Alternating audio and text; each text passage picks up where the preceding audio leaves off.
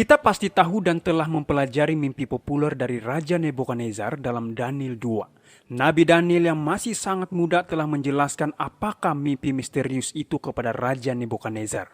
Namun rasa ingin tahu raja belum seluruhnya terjawab karena belumlah diceritakan oleh Daniel apa makna dari mimpi itu. Lalu Daniel menjelaskan penafsiran mimpi raja seperti yang Tuhan sudah jelaskan kepadanya, dan demikian juga kita sebaiknya menerima seperti apa yang Tuhan berikan karena itulah yang dikatakan Alkitab. Satu-satunya cara yang aman untuk menafsirkan Alkitab dan nubuatan adalah dengan cara mengizinkan Alkitab untuk menjelaskan dirinya sendiri.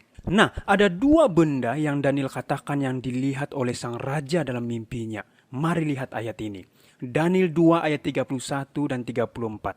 Ya Raja, Tuanku melihat suatu penglihatan, yakni sebuah patung yang amat besar. Patung ini tinggi, berkilau-kilauan luar biasa, tegak di hadapan Tuanku dan tampak mendahsyatkan. Sementara Tuanku melihatnya, terungkit lepas sebuah batu tanpa perbuatan tangan manusia, lalu menimpa patung itu tepat pada kakinya yang dari besi dan tanah liat itu sehingga remuk. Sesuai firman Tuhan, hal pertama yang raja lihat adalah sebuah patung yang amat besar yang diperbuat daripada unsur mineral, yaitu kepalanya terbuat dari emas, dada dan lengannya terbuat dari perak, pinggang dan pahanya diperbuat dari tembaga, kakinya dari besi, dan jari kaki dari besi dan tanah liat.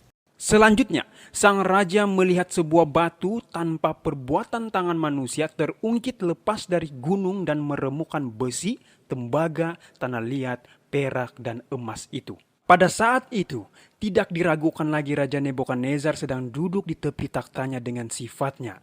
Daniel telah menerangkan mimpinya sekarang. Sang raja menunggu dengan bersungguh-sungguh, bertanya-tanya apa arti mimpi ini. Lalu Daniel menjelaskan penafsiran mimpi raja seperti yang Tuhan jelaskan kepadanya. Dengan tetap sabar dan menunjukkan rasa hormat, berkatalah Daniel kepada Raja Nebukadnezar. Daniel 2 ayat 38. Tuankulah kepala yang dari emas itu.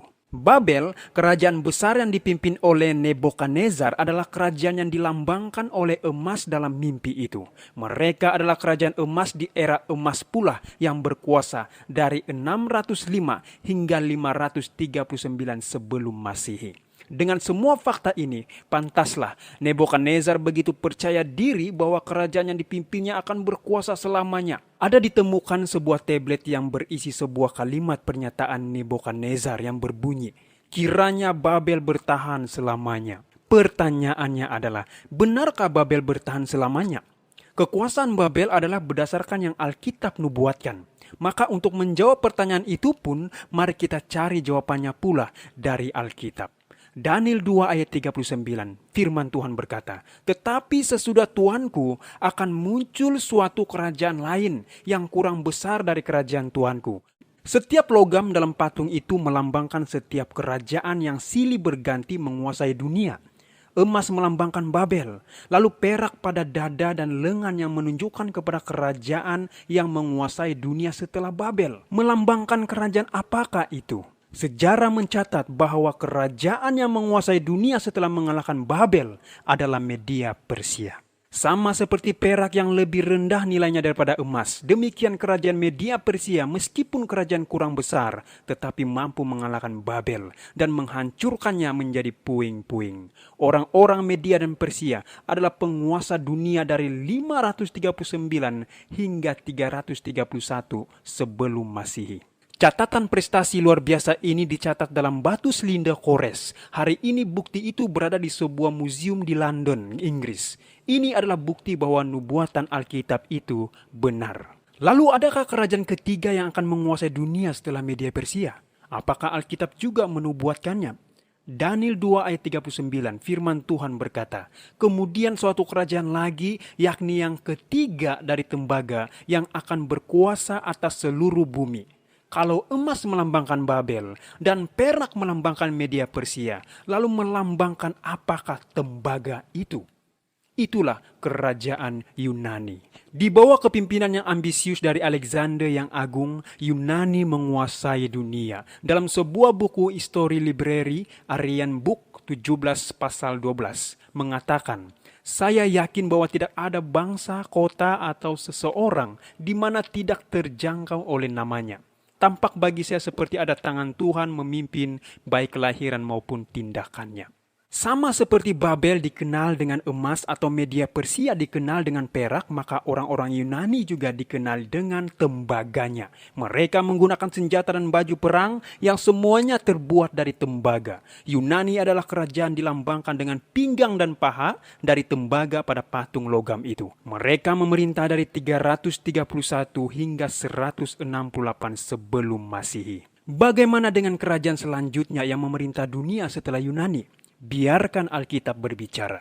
Daniel 2 ayat 40 firman Tuhan berkata, sesudah itu akan ada suatu kerajaan yang keempat, yang keras seperti besi, tepat seperti besi yang meremukkan dan menghancurkan segala sesuatu, dan seperti besi yang menghancur lulukan, maka kerajaan ini akan meremukkan dan menghancur lulukan semuanya. Sampai pada kaki yang terbuat dari besi yang melambangkan kerajaan keempat, yaitu kerajaan Roma. Sama seperti kaki adalah bagian terpanjang dari tubuh, maka Roma adalah kerajaan yang pernah memerintah dunia dengan periode waktu paling panjang. Sejarah mencatat bahwa Roma memerintah dunia lebih dari 600 tahun, dari 168 sebelum Masehi hingga 476 Masehi. Di bawah pemerintahan Roma pula, Yesus datang ke dunia ini. Meski orang-orang Farisi adalah otak di balik penyaliban Yesus, namun gubernur Roma lah yang menjatuhkan hukuman salib bagi Yesus. Tentara Roma juga yang membagi-bagi pakaiannya dan yang menjaga makamnya sampai pada kebangkitannya. Kini kita mengerti sekarang bahwa Babel ditaklukkan oleh Media Persia, setelah itu Media Persia harus menyerahkan kekuasaannya setelah dikalahkan Yunani.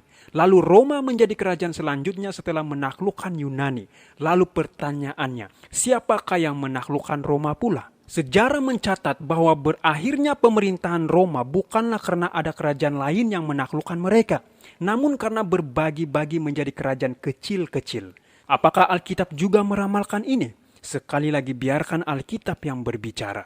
Daniel 2 ayat 41 firman Tuhan berkata, dan seperti Tuhan kulihat, kaki dan jari-jarinya sebagian dari tanah liat tukang periuk dan sebagian lagi dari besi, itu berarti bahwa kerajaan itu terbagi. Memang kerajaan itu juga keras seperti besi. Sesuai dengan yang Tuhan kulihat, besi itu bercampur dengan tanah liat. Di tahun 476 Masehi adalah saat di mana Roma terbagi menjadi kerajaan kecil-kecil. Terbaginya kerajaan ini dilambangkan dalam nubuatan Nabi Daniel dengan percampuran antara tanah liat dan besi pada jari-jari kaki patung logam dalam mimpi Raja Nebukadnezar itu.